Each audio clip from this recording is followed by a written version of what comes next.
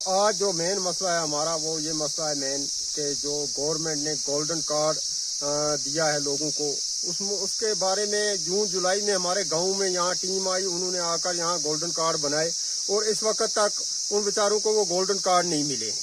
जबकि कई मतलब डिलीवरी केस हैं जिनको गोल्डन कार्ड की अहम जरूरत थी, तो उनको बेचारों को इस वक्त भी बाजार से दवा 3-4 हज़ार में लानी पड़ती है। लिहाजा ये बहुत बड़ी मुश्किलात है हमें। जो मसला है मतलब हमारे गुजर बकर वालों का राशन का मसला है सर।